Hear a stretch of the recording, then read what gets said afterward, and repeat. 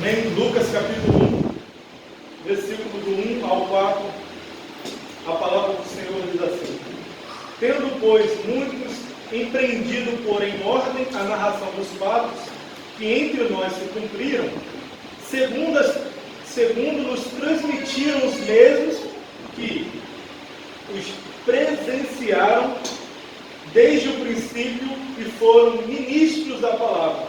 Pareceu-me também a mim conveniente descrevê-los a ti, ó excelentíssimo Teófilo, por sua ordem, havendo-me já informado minuciosamente de tudo desde o princípio, para que conheçais a certeza das coisas que já estáis informado. Até aqui, irmãos, Pai Santo e querido, Pai amado, meu Senhor, te agradecemos, Senhor, porque até aqui o Senhor sempre tem se feito presente nesse grupo. Pedimos ao Senhor que essa palavra seja manifesta aos nossos corações. Que o Senhor fale conosco, ó Pai, profundamente, meu Deus. Que essa palavra encontre um terreno fértil e nós venhamos sair daqui dispostos a fazer a tua obra. Dispostos, Senhor Jesus Cristo, a fazer o mesmo que Lucas fez. Senhor, que haja diferença a sua palavra em nossos corações. E que no terreno fértil ela venha brotar e dar semente, e dar, Senhor, frutos para a tua obra. Assim te oramos em nome do Senhor Jesus Cristo. Que eu desapareça e que o Senhor cresça aqui. Em nome do Senhor Jesus Cristo te pedimos. Amém. E graças a Deus. Podeis assentar, irmãos. Amém. Louvado seja o nome do Senhor. Uma palavra que falou muito forte no meu coração. Estou começando a ler Lucas.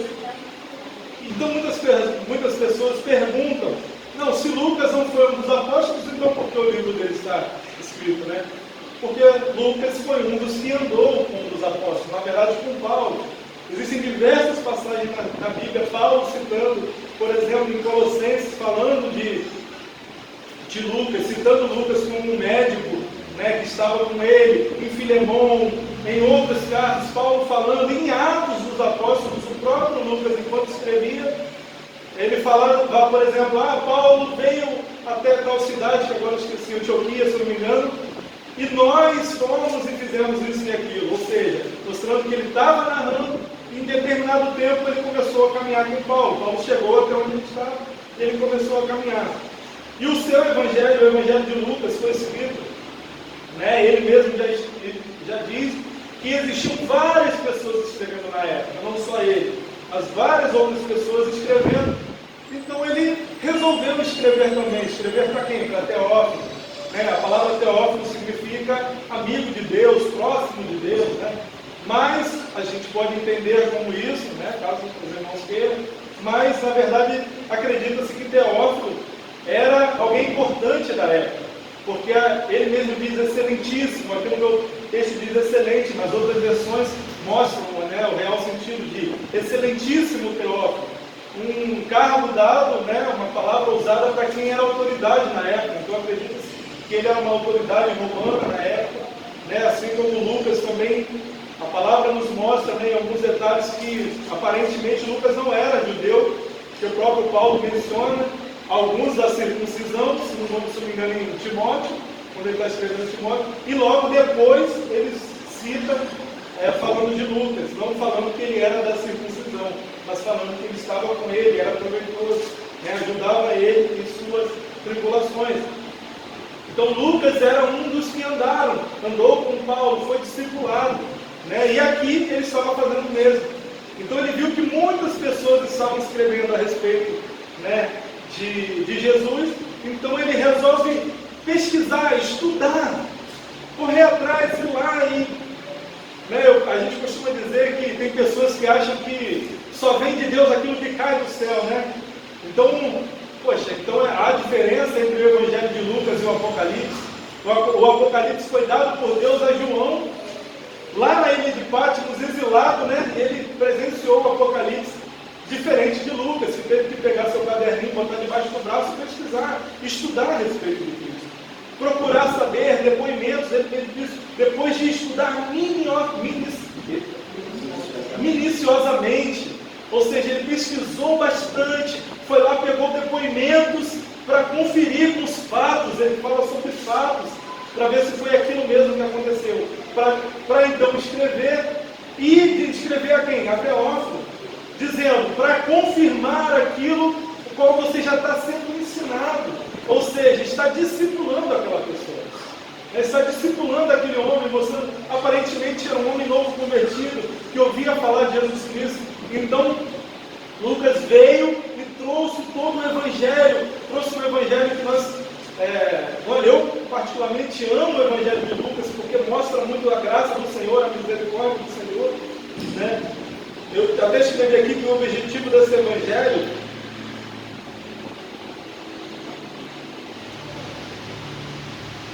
o objetivo, o foco do Evangelho de Lucas é explicar o quê? A boa nova de grande alegria, que será para todo o povo. Lucas capítulo 2, versículo 10, ou seja, ele veio falar de uma boa notícia. O Filho de Deus nasceu. Ele narra a história de Jesus Cristo desde a gravidez da mãe de João, mostrando que o pai de João, Zacarias, estava no templo e lá o Senhor revelou a ele, veio um anjo e revelou e disse que ele teria um filho.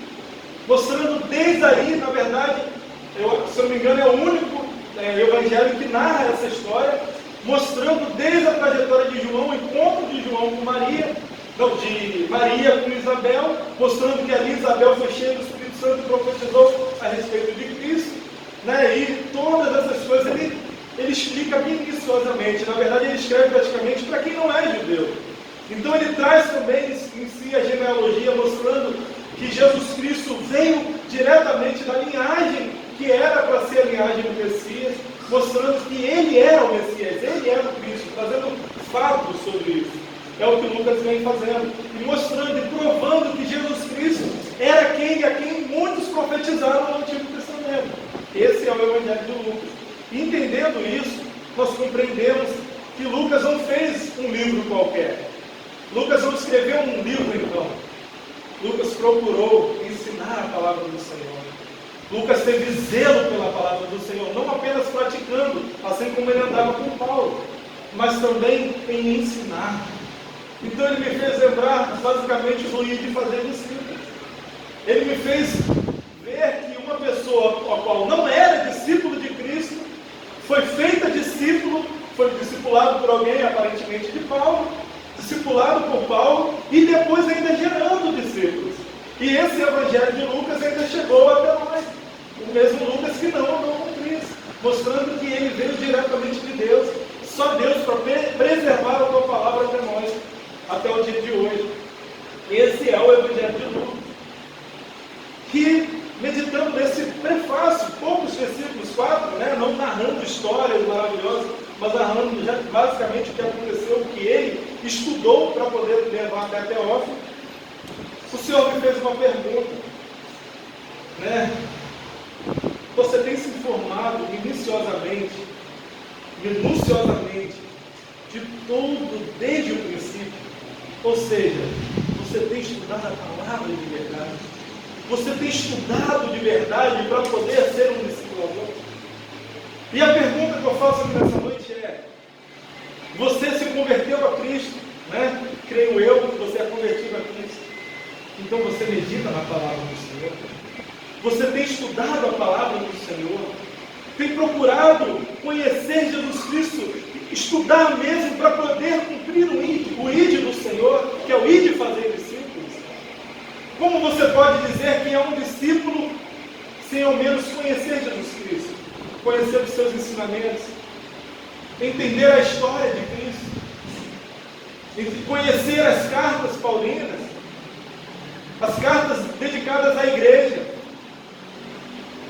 Se nós temos hoje o Evangelho de Atos, graças a Lucas também, o mesmo autor do Evangelho de Lucas, completou, como se fosse o primeiro livro e o segundo, completou mostrando os ensinamentos de Cristo em Lucas e a prática dos ensinamentos de Cristo em Atos. Ou seja, como um verdadeiro discípulo deve andar. Então ele se preocupou até nisso, como ensinar, como um verdadeiro discípulo, um verdadeiro cristão devia praticar. A prática de um verdadeiro cristão.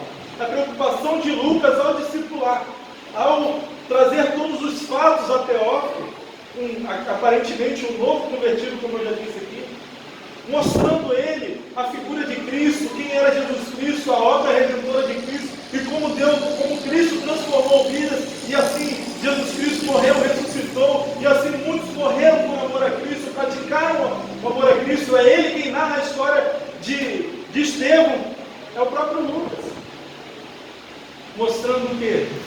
Que um discípulo de Cristo, um verdadeiro, aquele que ama Cristo, conhece a palavra de Deus, vive pela fé.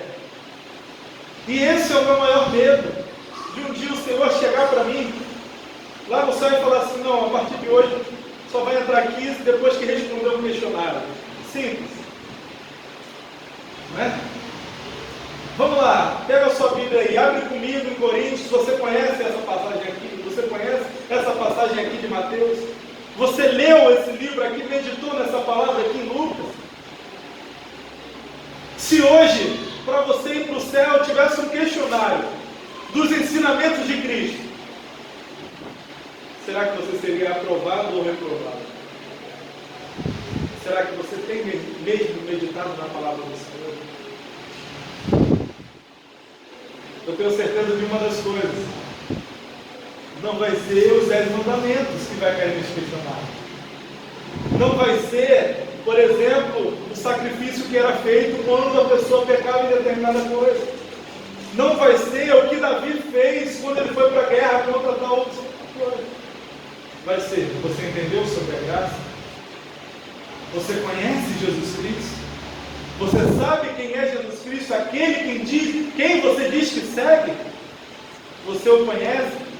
Você o viu revelado no Antigo Testamento, como ele mesmo diz: nunca leste das Escrituras, que elas de mim testificam? Você sabe qual é a passagem do Antigo Testamento que testifica Jesus Cristo? Será que hoje, se houvesse este questionário para nós respondermos, para recebermos a salvação, será que seríamos aprovados? Aí me dizem que não, é a graça. Amém, é a graça. Eu creio na graça, mas eu creio na graça que o próprio Cristo diz: aquele que tem os meus mandamentos e os guarda, esse verdadeiramente é o que me ama. Porque me chama Senhor, Senhor, e não fazeis o que eu mando. Você sabe o que Jesus Cristo mandou você fazer? São perguntas que nós devemos fazer a nós mesmos. Será que eu tenho pleno conhecimento da palavra do Senhor? Semana passada eu fui elogiado por uma cliente minha dizendo: olha, você me passou várias informações que um corretor não saberia me informar. Que outro corretor: você tem um conhecimento muito bom. Eu falei: não, eu estudo bastante a respeito do meu trabalho, né? Não é que eu tenho um conhecimento melhor, porque eu tenho estudado a respeito do meu trabalho, eu não sei nada além disso. E ao meditar nessa palavra, eu lembrei disso. Aí eu perguntei a mim mesmo, eu me perguntei disso: se algum irmão se levantar hoje no culto e me questionar sobre alguma coisa, será que eu vou saber responder sobre aquilo que ele questionou? Será que eu vou conhecer aquela passagem a qual ele está me dizendo? Mesmo que ele me diga apenas um versículo, eu tenho que conhecer todo o texto, todo o contexto. Será que eu tenho esse conhecimento? Será que eu tenho dedicado a palavra do Senhor ao mesmo tempo que eu dedico para estudar a respeito do meu trabalho e a minha vida profissional? Será? São perguntas, irmãos, que nós temos que nos questionar. Será que eu conheço a palavra do Senhor? O próprio Cristo diz: meu povo perece por falta de conhecimento. Será que nós não estamos perecendo porque não conhecemos? Será que nós temos nos informado dos fatos minuciosamente? Será que nós temos conhecido? Será que nós temos pego a palavra do Senhor? Ou apenas lido 3, 4 capítulos rápido para sair, para trabalhar, para fazer qualquer outra coisa? Ou será que nós temos meditado, estudado? Senhor, me diz o que quer dizer esse texto? Eu não estou compreendendo. Será que nós pegamos comentários, livros a respeito do assunto para tentar compreender melhor o que aquele texto diz? Ou será que a gente, deixa para depois? Como tem sido a nossa prática da leitura da palavra do Senhor?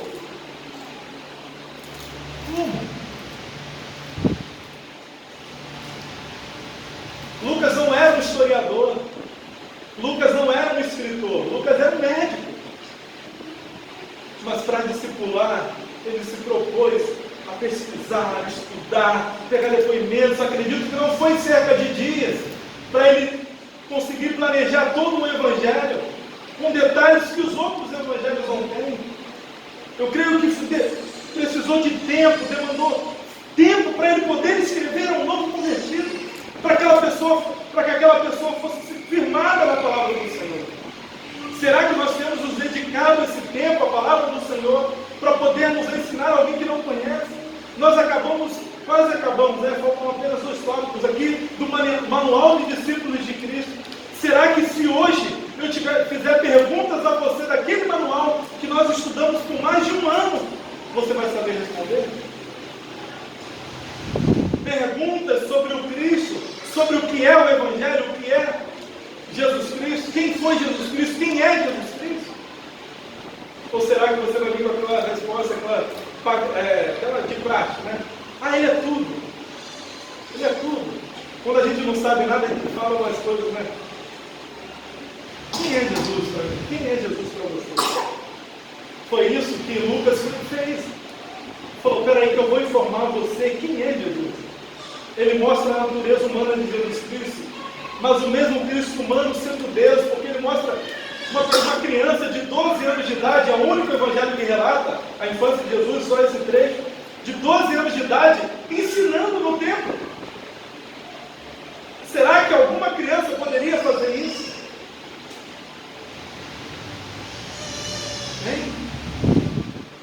É o Evangelho que mostra que Jesus Cristo é Deus, que nos traz a reflexão de alguém que não teve com Jesus Cristo, mas alguém que viu fatos, que viu pessoas morrendo por amor a esse Cristo,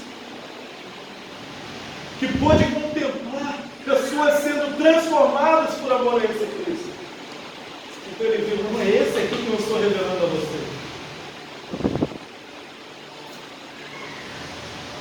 Lucas se preocupou em gerar um discípulo de Cristo, não dele, mas de Cristo. Por isso ele se preocupou tanto em trazer o ensinamento de Cristo, em mostrar quem era verdadeiramente Jesus Cristo. Então eu contei 3 verdades aqui nesse texto, que foram perguntas que eu me fiz e eu vou fazer a vocês hoje também. Mas meditando na palavra, a primeira pergunta que eu me fiz é: o fato de muitos estarem falando de Jesus também te incomoda fazer o mesmo? Será que o fato de você ver pessoas pregando na internet, ou na igreja, ou nas ruas, pessoas evangelizando, muitas pessoas falam assim: eu acho muito bacana uma certa denominação aí, que sai toda semana para pregar na rua. Será que aquilo não te incomoda fazer o mesmo? Tem pessoas que falam: não, eles fazem mais do que nós, porque eles pregam, vão lá, por mais que seja a verdade deles, dizendo que só eles são salvos, mas eles fazem toda semana, e nós não fazemos. Mas e você? Isso não te incomoda? Essa semana eu ouvi de uma pessoa: só Jesus pode me acusar. Eu disse a ela: isso não te incomoda? Só Jesus pode me julgar. E eu falei: isso não te causa temor? Quando a palavra do Senhor nos mostra onde estamos errados, e nós dizemos que só Ele tem poder, e como Ele não está aqui pessoalmente, então não é válido. Será que a palavra do Senhor nos condenando, nos mostrando que nós não estamos seguindo verdadeiramente o que deveríamos seguir, isso não nos causa temor? Será que isso não nos incomoda? O Senhor nos disse a todos, não foi apenas aos discípulos, e de fazer discípulos em todas as nações. E o ano passado nós não fizemos talvez nenhum discípulo. A quem você ensinou a palavra do Senhor no ano passado? A quem? Quem foi a pessoa que você se dedicou a estudar a palavra e a ensinar a essa pessoa? Será que isso não te causa temor de quando um dia você se encontrar com o Senhor e Ele dizer: o que tens a me apresentar, e você chegar com as mãos vazias? Diz assim: eu não tenho nenhuma alma, mas eu fiz a tua obra. A minha obra é pregar o Evangelho. Que obra é essa que você está fazendo? Eu cantava na igreja, na igreja. Eu fazia uma coisa dentro da igreja. Eu era diaconisa, diácono, dentro da igreja. Isso não salva ninguém.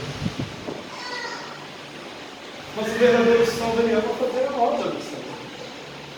É o desejo que tem que estar no nosso coração. E isso tem que nos incomodar de não estarmos fazendo o que deveríamos fazer. Versículo 1, 2 e 3. A palavra do Senhor, nesse mesmo capítulo de Lucas 1, 2 e 3. Tendo, pois, muito empreendido pôr em ordem a narração dos fatos que entre nós se cumpriram, ou seja, ele está dizendo o quê? Muitos começaram a escrever sobre o que se cumpriram, segundo nos transmitiram os mesmos que os presenciaram desde o princípio, ou seja, aqueles que presenciaram desde o princípio nos transmitiram e foram ministros da palavra. Pareceu-me também a mim conveniente descrevê-los a ti, ó excelente Teófilo. Ou seja, muitos estão fazendo, então peraí, se aqueles estão fazendo, eu também acho que eu devo fazer. Se eles estão fazendo o que aprenderam com Cristo, então eu acho que eu também devo fazer. Não é ser Maria vai com as outras, é ser vai com Jesus Cristo, é ser discípulo de Cristo. Mas fulano também, aquela igreja ela faz um monte de coisa errada, ela também faz isso, então não vou fazer não. Desculpa para ficar em casa. Porque fulano faz algo errado, porque ele faz de certo é anulado, aquilo não se deve fazer? Não. Por isso Paulo diz, examinar de tudo e reter o que é bom. Para nós fazermos a coisa certa. Fazermos aquilo que é bom e agradável aos olhos do Senhor. Então Lucas pensou o quê? Poxa, está todo mundo escrevendo sobre os fatos, as coisas. Eu não sou escritor, mas eu tenho uma escrita tão bonita que é até difícil de ler o que eu faço. Para mim é tão erudita, tão difícil de ler para alguém tão importante, que não são palavras simples, singelas. Mas então ele resolve escrever para mostrar a grandeza do Senhor. Então ele estava escrevendo uma autoridade, ele escreveu daquela forma.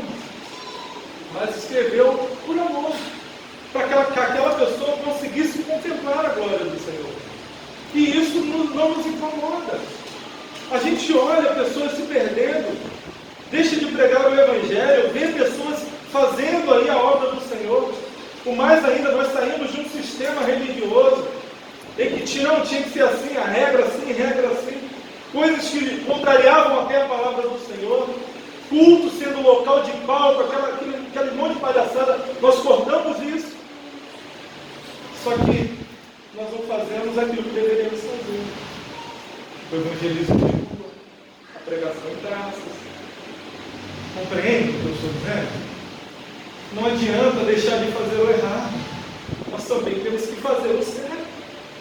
O Senhor disse muitas das vezes que não adiantava deixar de fazer o errado. Nós deveria fazer o certo. Foi assim que Ele nos ensinou quando, se alguém vos perseguir, ou, por exemplo, se alguém te der um tapa numa face, não é apenas para você não dar um tapa na face de volta. É para você fazer o quê? Virar na outra face. Ou seja, trocar o mal com o bem. Não trocar o mal com o nada. Entende? O que o Senhor nos ensinou é avançar. Não ficar estagnados. É avançar. Por isso a palavra diz, as portas do inferno não prevalecerão contra a igreja. Porque a igreja está avançando. Não estagnaram, não deixou de fazer o errado e não faz o certo. Aí se torna um comício. Se torna um comício. E não é isso que o Senhor quer de nós.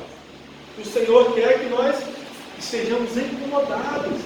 Porque outros estão fazendo e nós estamos parados. Amém? Compreenderam? Amém? Louvado seja o nome do Senhor. A segunda verdade é, então o que você tem feito? Se isso te incomoda de verdade, o que você tem feito para mudar esse quadro? O que você tem feito? Põe-se no lugar hoje de Lucas. O que você faria vendo que estavam todos fazendo alguma coisa e você não fazendo nada. E aquilo te incomodou tanto, o Espírito Santo te incomodou. O que você faria então agora? Lucas pegou o seu caderninho, botou debaixo do braço e falou: ó, agora eu vou ter que suar. Vou ter que andar para entender a história de Jesus, para compreender, para poder narrar isso. Então o que nós devemos fazer? Estuda a palavra do Senhor. O Espírito Santo se revela a você, o Senhor Jesus Cristo se revela a você. Estuda a palavra do Senhor, se põe em prontidão dizendo: Senhor, eis-me aqui a fazer a tua obra. Lucas diz no versículo 3: pareceu-me também a mim conveniente descrevê-los a ti, ó excelentíssimo teólogo. Ou seja, eu não vou ficar parado não, já que está todo mundo fazendo, então eu vou me propor a escrever a você. Eu vou me propor a trabalhar, a pesquisar, a estudar, para que você tenha o conhecimento que eu tenho, para que você saiba quem é Jesus Cristo, assim como eu sei. Isso é a vida de um verdadeiro convertido. Essa é a verdadeira vida de um convertido. Isso é ter amor ao Evangelho. Isso é seguir os ensinamentos do Senhor. Aquele que tem os meus mandamentos e o guarda, esse é o que me ama. Aquele que tem os meus mandamentos e não guarda, esse é mentiroso, o próprio Senhor Jesus Cristo diz que ama o Senhor e não guarda os mandamentos, é mentiroso. Será que nós vamos, se o Senhor vai chegar diante de nós e dizer: vocês são mentirosos, vocês dizem que me amam, mas nem sabem quem eu sou, não me conhecem? Será que é esse questionamento que o Senhor fará para nós? Então o que nós temos feito? Se isso tem nos incomodado, o fato de estarmos estagnados, o que nós temos feito então? Será que nós temos arregaçado as nossas mãos, pregado o Evangelho? Será que a partir de hoje nós vamos fazer isso? Amém? Amém? Amém mesmo? Vamos fazer? Vamos fazer? Então eu te pergunto: por qual motivação você fará isso? Será que a sua motivação de ter sido incomodado, de querer fazer, é para que você seja reconhecido? Para que você seja exaltado? Qual é a nossa motivação? O que nos incomoda mais? O fato verdadeiramente de não estarmos fazendo nada e queremos fazer? Ou o fato que queremos ser reconhecidos pelos homens? Porque é o que o Senhor Jesus Cristo fala dos hipócritas daquela época. Eles tomavam a glória para si, recebiam a glória desse mundo. Será que qual seria a nossa motivação? Lucas, capítulo 1, versículo 4, ele diz: para que conheçais, olha a motivação de Lucas, para que conheçais a certeza das coisas de que já estás informado. O original dessa palavra: já estás instruído, ou seja, aquele homem estava sendo instruído. Então Lucas vem e diz: a minha motivação é para que você tenha certeza dessas coisas que você já foi instruído. A nossa motivação é ensinar o que Jesus Cristo nos ensinou. Não pretendo prolongar, já estou concluindo, já é o terceiro concluindo. Porque a conclusão é, Mateus capítulo 28, versículos 19 e 20, a palavra do Senhor diz assim: portanto, ide e fazei discípulos em todas as nações, batizando-os em nome do Pai, do Filho e do Espírito Santo, ensinando-os a guardar o quê? A guardar o quê? Todas as coisas que eu vos tenho mandado. O que nós devemos ensinar então? A doutrina da minha igreja?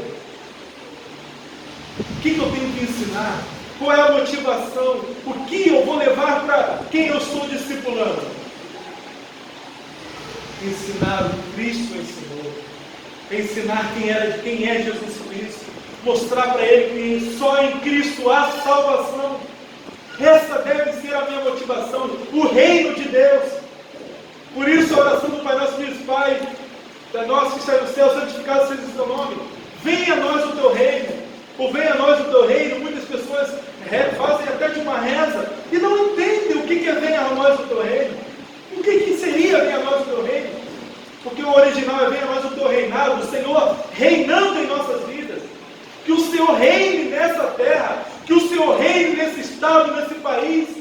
Será que é essa a nossa motivação? Que o Senhor Jesus Cristo reine em nós, que o Senhor Jesus Cristo reine na vida de quem eu estou discipulando? Ou que Ele seja apenas grato a mim, sem compreender quem foi Jesus Cristo? Eu já citei aqui um exemplo de um irmão que eu fico muito contente de mencionar, não posso deixar de mencionar. Lá da Igreja Bíblica Cristã em São Gonçalo, que eu não tive o prazer de discipulá-lo, mas eu tive o prazer de fazer o evangelismo, no meio do evangelismo na casa dele, ele se reconciliar com Cristo. E lá eu comecei a levá-lo para a igreja e logo tive que vir para cá. E ele começou a se juntar com os irmãos lá que eu convivia, que eram os irmãos do evangelismo, sede da palavra do Senhor. E eles o discipularam. E hoje aquele jovem está gerando discípulos, está pregando o evangelho nas praças, está no Projeto Amor, fazendo evangelismo nas UPAs lá de São Gonçalo, praticando o amor de Cristo, pregando o evangelho, está gerando, está dando frutos, porque ele foi discipulado da maneira correta. Agora, quando nós discipulamos apenas para o cara ser mais um religioso, ele vem para cá e senta nesse banquinho aí e vira um religioso, não tem amor, não tem zelo pela palavra do Senhor, não se importa com o reino de Deus. Será que qual é a nossa motivação? Será que temos feito isso, temos pregado o Evangelho, temos estudado, ou seja o que estamos fazendo? Será que estamos fazendo para a glória do Senhor? Será que estamos fazendo para que o nome dele seja engrandecido? Será que hoje vamos fazer parte dessa ceia, que é a comunhão dos santos? Por quê? Será que nós fazemos isso um ritual religioso? Ou será que nós compreendemos que a ceia de Cristo representa a unidade da igreja? A união da igreja, o amor, o zelo um pelo outro? Será que somos só mais um religioso? Ou será que nós compreendemos a palavra do Senhor e fomos libertos por essa palavra? Será que nós temos praticado o amor do Senhor? O ídolo do Senhor é para todos nós. Fazer discípulos, ensinando não a doutrina da Igreja Bíblica Cristã, não a doutrina que eu acho que é a certa, mas ensinando os ensinamentos de Cristo. O Senhor, a palavra do Senhor é tão brilhante que ela nos dá parâmetro para tudo. Todas as dúvidas que eu tenho na minha vida, sobre o meu trabalho, sobre a minha vida profissional, a minha vida conjugal, o meu relacionamento com minha esposa, com os meus filhos, a forma de eu criar, educar os meus filhos, eu aprendo com a palavra do Senhor. O fato de, às vezes, eu até chorar quando eu educo meu filho, mas eu sei que eu estou educando para ser um grande homem do Senhor, para ser temente ao Senhor, para ser respeitoso com o pai e a mãe, com a avó, com a minha família. Às vezes dói educar o filho, corrigir, dói. Às vezes a gente pode ser até taxado como mal, mas é por amor à obra do Senhor, por amor, para que ele não se perca, para que meu filho hoje, lá na frente, não seja mais um presidiário. Eu tenho certeza que muitos irmãos que hoje são convertidos ao Senhor, se pudessem no passado ter educado seus filhos no caminho do Senhor, para que o rumo fosse diferente, eles fariam? Eu tenho certeza. Eu tenho certeza que muitos pais que estão dentro da igreja e seus filhos estão perdidos, fariam diferentes quando conheceram o Evangelho. Porque muitos pais abandonam seus filhos, vivem dentro da igreja e abandonam seus filhos à mercê do mundo, a serem criados e educados pelo mundo, não dando testemunho, e assim os perdem para o mundo. Porque a palavra nos dá parâmetro para criar os nossos filhos. Ensina a criança no caminho, não é lá aquele caminho, é no caminho que elas devem andar, ou seja, você caminhando junto, para que quando ela cresça não se desvie dele. E assim várias outras coisas, o meu relacionamento com a minha esposa, a forma como que eu devo tratá-la, o carinho, o amor, e a mesma coisa ela comigo. Sei que a esposa tem muito mais, é mais difícil, lidar com o homem, mas são ensinamentos que a própria palavra não precisa que ninguém do mundo me dê conselhos.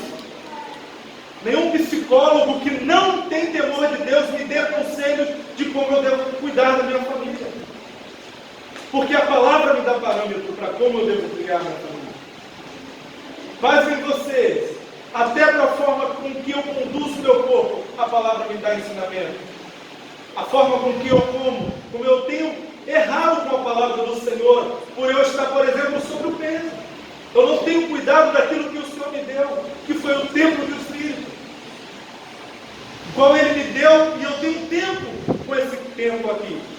E eu estou prejudicando esse tempo aqui, eu estou destruindo, com besteiras, com lanches, refrigerantes, coisas cancerígenas.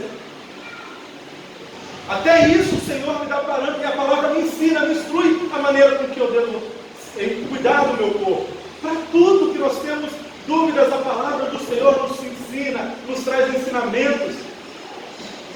E uma coisa que eu falei há umas 2 semanas atrás, eu repito: nós não seguimos uma religião, a palavra do Senhor é a nossa fonte de ensinamento, não é a nossa religião, é como nós devemos conduzir a nossa vida. Não é uma coisa que você segue de vez em quando você quer, e do nada você pode mudar. É a verdade. A única verdade contida está na palavra do Senhor, que é aqui na Bíblia. É a única verdade. Porque o próprio Cristo diz: eu sou o caminho, a verdade e a vida. E a gente procurando tantas outras coisas, tantos outros caminhos, não levam a lugar nenhum. Nós temos desobedecido a palavra do Senhor, e depois sofremos as consequências, porque todo pecado, até quando o templo do Espírito é pecado. E todo pecado, por mais que haja arrependimento, há consequências. Por isso hoje eu já falei, não passo um dia da minha vida sem sentir uma dor de coluna, sem sentir dor nos pés por causa do sobrepeso.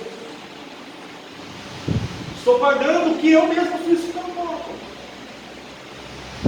Não é o que a palavra nos instrui?